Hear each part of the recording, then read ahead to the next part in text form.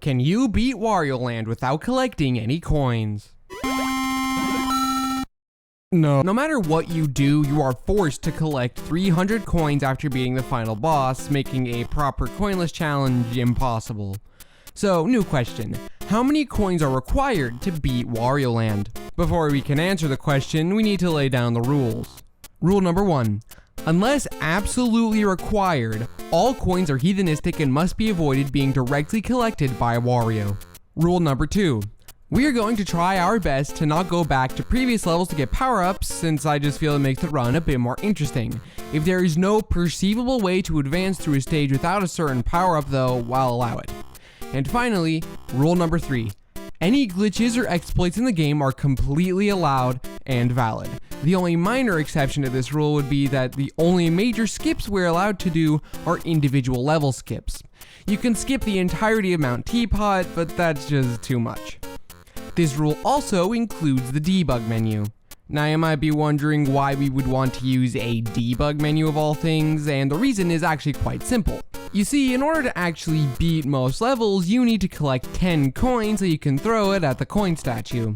However, if you pause the game and press select 16 times, you can enter debug mode and give yourself 10 coins. I know that may seem scummy, but to be honest, I'll allow it since it makes the run actually fun to do. It also doesn't technically violate Rule 1, since I did specifically say that Wario has to directly collect the coins. I will say though, that only adding 10 coins to the counter at the end of the levels is allowed. No changing the amount of lives or hearts or changing Wario's current power-up, since all of that would be taking it too far. There will also be 2 different coin counters, the actual total required to beat the game, and then the coins required outside of the debug mode. Just to satiate you who may be disappointed in me. Also, I would like to say that while I am a gamer, my skill in this game is really bad, so I apologize in advance for any potential cringe you may get in seeing my strategies or gameplay, and that the actual total coin count could theoretically be lower than what I was able to manage. With all that said and done, let's get into the run. While the majority of the first level is really simple, there are 2 tricky areas, although only one is actually problematic. This first set of coins are set up so that you have to make a short jump over to this tile here, and luckily Wario is just short enough while crouching to completely avoid the coins. It's also possible to accidentally collect them if you overshoot the jump, and that's the only reason I bring it up. The actual problematic area is right here. There are a bunch of coins littered in a straight path that's too long to jump across, even with a dashing jump. If you manage to position yourself just right, you can get 1 coin and then damage boost your way to the end of the level fairly easily, bringing our total coin count to 1. If you're a pathetic loser, that is, by pressing down and right at the same time on the world map, Wario will be able to skip the entire first level and you'll be able to start with level 2 with 0 coins. Level 2 is fairly simple. The only coins that you really need to worry about comes from this section right here after the checkpoint. Sometimes they'll be in the blocks and other times they won't, so it really just depends on whether or not RNG is on your side. If a coin does spawn, then just quickly enter and then exit the door and it will despawn. Otherwise, it's a pretty simple level. In level 3, once again, we come to another impossible section. There's this row of coins that's really difficult to get past. The first jump is a little tricky, but the second jump is a real doozy. If you hold the crouch button and proceed to jump at the perfect height, then it's possible to just barely squeeze by these coins. However, for this next section, I just couldn't figure out a way to get past it. I think that it might be possible if you were allowed to crouch. However, the quicksand here forces Wario to stand up after passing through it, which makes doing a crouch jump impossible. And since Wario's hitbox is so large, it also means that you can't collect only 1 coin, you have to collect 2. I tried for a good 30 minutes, but it just wasn't happening. The next jump seems like it would be possible, however the lower platform is just a smidge too high, and the lowest that you can jump to end up on the next platform forces you to collect 2 coins, bringing our total coin count to 4. Small Wario is Wario when he takes damage, and there are several benefits to using him for this run, namely in having a smaller hitbox and being fully agile when walking as opposed to how slow Wario normally walks while crouching. The main disadvantage he has is that we can't build up any speed with him, so any jumps that require us to go fast just aren't gonna work if we use him. However, by taking damage, we can easily avoid all of the coins in level 3, leaving our coin count at 0. Level 4 is relatively simple, though the RNG can be pretty annoying. Sometimes there'll be coins in the blocks, and sometimes there won't. For this level, it's important to have the dragon power up, as using the flames to break the blocks will be vital in the mission to not accidentally collect any coins. If one does spawn, then you'll have to hope that it will despawn before the pouncer comes in and kills you. It's really easy to get ahead of it though, so it shouldn't be too much of an issue. This is also a level that doesn't have you needing to collect 10 coins, which is always a plus. Level 5 starts with a precise jump to get under these coins. It's easy to mess up, however I was able to consistently get it. After this, we have 3 more tricky sections to go over. There are these 6 blocks keeping the pouncer up, and you can fairly easy run underneath it with good timing.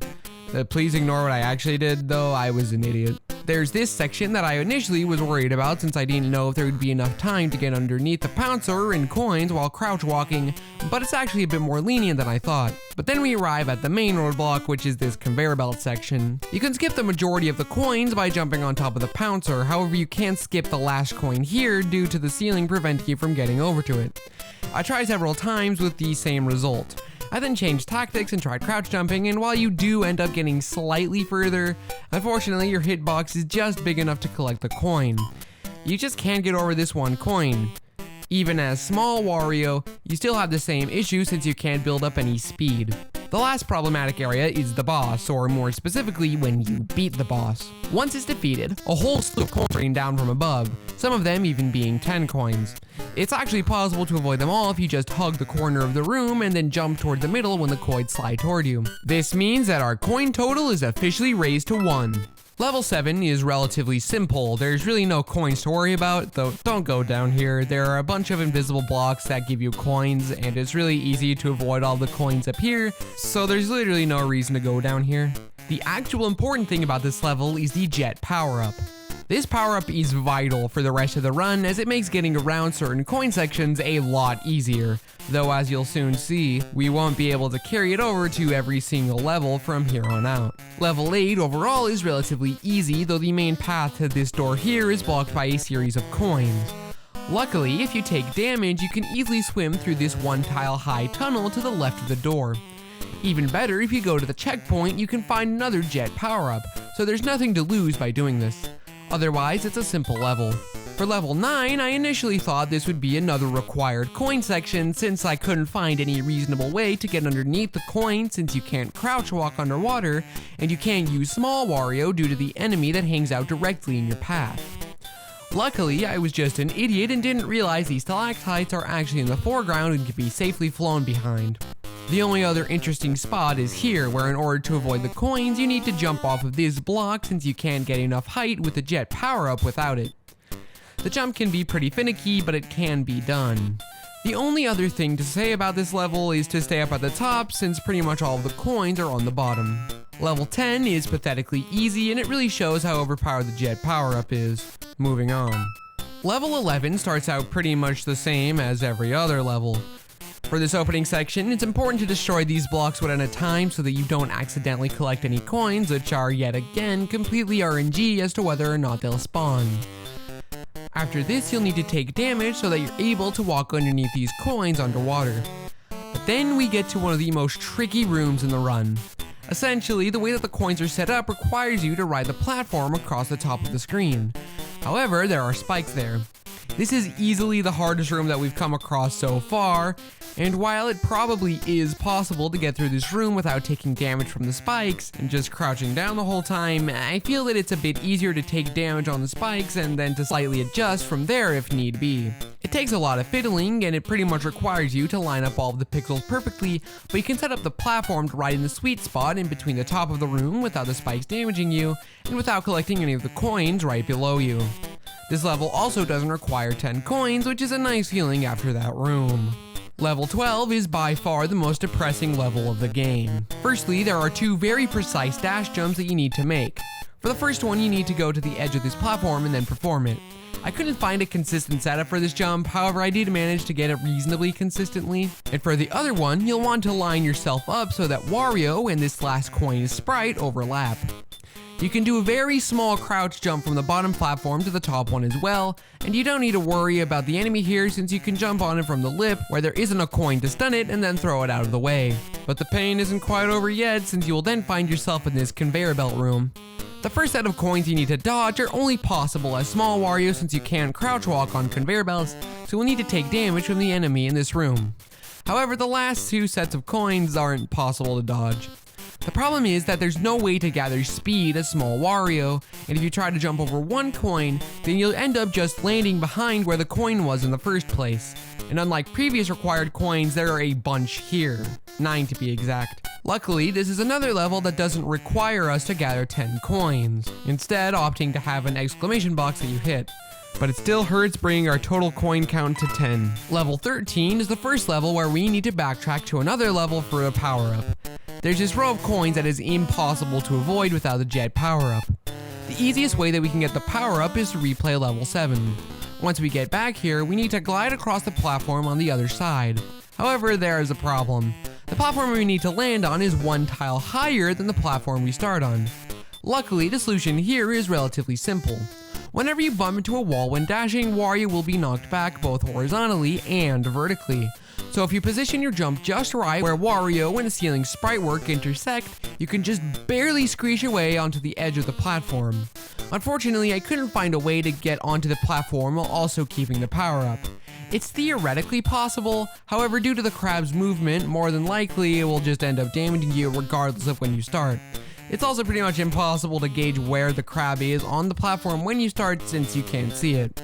Outside of this, the only tricky part is dodging all of the coins, much like we did with the previous boss. Since there are no walls here, it's a lot trickier avoiding them all, and I honestly have no idea how I managed to do it, but I did, so I ain't complaining. Level 20 is pretty much just a harder version of level 4 with you having to quickly get through it while being chased by evil water. These first few blocks can be really irritating due to the RNG that I keep complaining about. The main challenge in this level is avoiding these sets of coins swiftly. I know you might think that it would have been easier to use small Wario, but it would take a lot longer since with Bull Wario you can ground pound and immediately stun all enemies, which is vital when you need to get through it fast. And since you need to be quick, there is no room for error. And it was incredibly frustrating when Wario wouldn't go down a ladder, or when an enemy would block a ladder, pretty much sealing my fate. Of the 10-minute recording, 7 were on this section. At least I didn't spend too much time on it, though I was only barely able to squeeze past by taking damage at the last section. This level was really frustrating, and completing it gave me a ton of joy that I would never have to worry about that garbage ever again. Level 21 is impossible to beat without the jet power-up. While I was able to get to this platform here by dash jumping from this block, and it might be possible to avoid the rest of the coins here with perfectly timed jumps, and I will reiterate that these jumps are incredibly precise so that you don't accidentally collect anything. Later on in the level, there are 2 sections where a series of coins outlines a path that the game wants you to take. Luckily, with a jet power-up, we can just barely squeeze over the coins and get to the end safely. Level 22 would have been an incredibly hard level if we didn't have the jet power-up, but we did. There's really not that much to talk about here then. The coins are all really easy to avoid. There are a couple of tricky sections in this level, but it's not too difficult, though it would most likely be impossible without the jet power-up. For these first 3 blocks of coins, you just have to rocket your way at the height of your jump to the first platform, and then for the next 2, you just need to rocket forward when Wario is no longer visible on screen. Then you have this section where you need to carefully crouch underneath the coins, making sure to slowly edge yourself off the platform, since otherwise you'll more than likely collect a coin. You'll also need to kill this enemy, which is pretty annoying to do since it will only swoop in to attack you when you get halfway down the platform. There's this section where I was just an idiot, and then the final actual tricky section where these coins here are all set up in such a way where the only way to get around them is to crouch walk under them. Then you go until you fall down and rocket over to the land nearby. It's been a while since we've had an impossible level, and sadly, level 25 gives us more unavoidable coins. There are 3 sets of coins that cannot be dodged.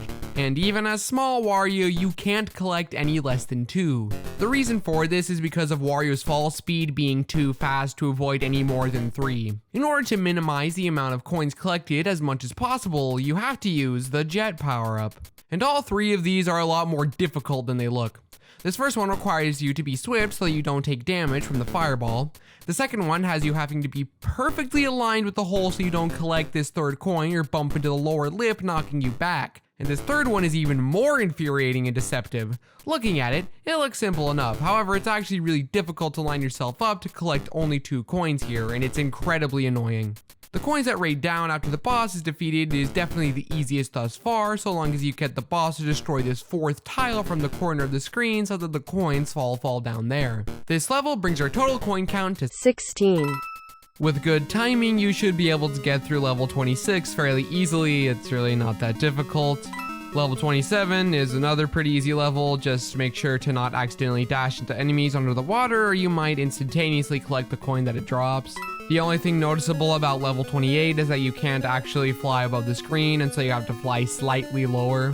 The only even slightly difficult section of level 29 comes right here, where you need to platform a crouch jump underneath these coins with an enemy walking back and forth. All you need to do is stun it by jumping on it when it gets to the corner, and then quickly jumping underneath the coins. Otherwise, yet another easy level. As was the theme with this world, the final level was generally pretty easy. Most of the challenge came from the confusing level navigation. There is something notable about this level though. You're gonna want to make sure that you go through this door here, since you'll come across coins that are impossible to avoid. This room can be a little tricky with all of the moles, but it's doable. Dodging the coins at the end did take a little fiddling to get the timing just right. It's difficult to get a consistent rhythm since it's always random when and how they'll spawn in, though I was able to just barely dodge them all. I guess they wanted to make up for the last world's general lack of coins because the first level here just sucks. It starts out easy enough, but then we get to these coins here. Despite seeming to be impossible, I had a couple of ideas for how to get around it. Firstly, if you manage to position yourself just right, you can use the jet to power yourself forward without collecting any of the coins. Unfortunately, the jet dies far before the end of this row. I was able to get a second jet in, but you would need at least 3, and you are constantly going down towards the bottom, which leads to 0 room for error. After trying it for a while, I gave up. The second idea was to use small Wario, since his hitbox was a lot shorter and it looked like it would be a perfect fit. Sadly, this wasn't the case, and it is incredibly easy to bump into the coins while swimming. I do think that this is theoretically possible since I was able to swim under a few coins. However, I wasn't able to do it consistently enough to completely circumvent it. Luckily, this level is able to be skipped by holding down and right at the same time, completely bypassing the level. Most of level 32 is just flying over the entire level, not much else to say about it. Once again, we have another impossible level with level 33. The majority of the level doesn't really have many coins, however there's this one section with a series of coins about. You can get around most by just crouching and holding left, however there are coins directly on top of one of the platforms, forcing you to jump over it. If you manage to position in time when you jump and then rocket, you can get past this section with only 2 coins, bringing our total coin count to 18. Once again, level 34 is generally pretty easy, however there are a couple of tricky sections. There are these 4 coins placed diagonally, and it isn't possible to dodge them all. By taking damage from the nearby bomb, you can only get by if you collect 1. This is obviously quite sad, but every other coin in the level can be avoided pretty easily. However, there is this one section that isn't possible as small Wario. In fact, I even tested the jet power-up, and it seems like it would be fairly easy to avoid all the coins if you had it. But for some reason, the platform we need to get to seems to have collision on the bottom, despite it not being that type of platform. Desperate, I came up with an idea.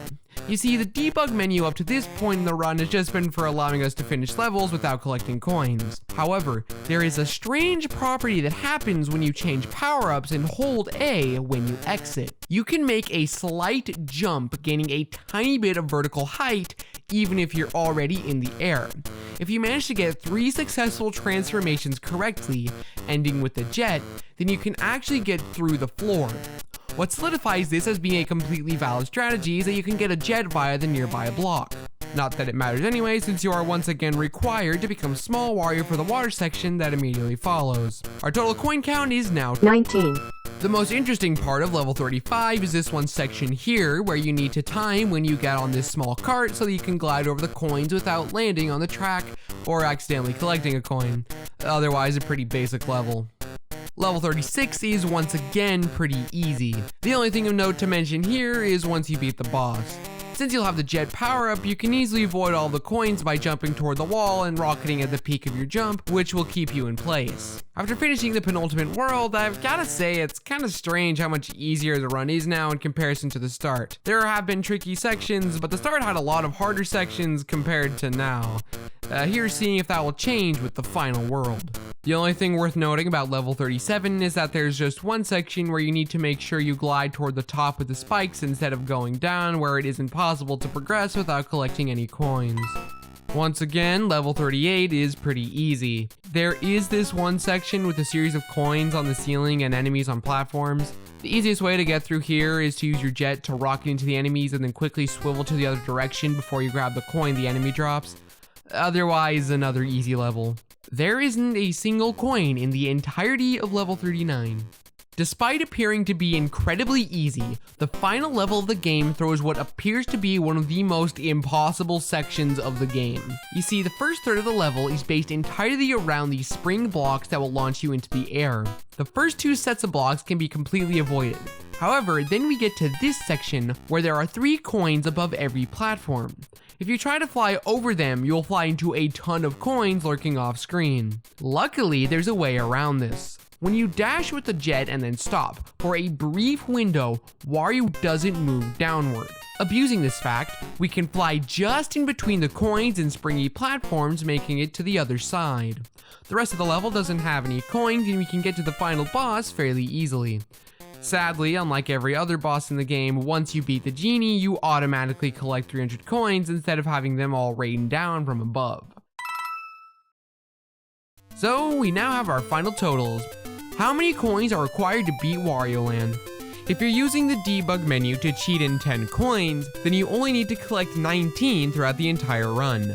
But if you don't do that, then that number skyrockets to 469.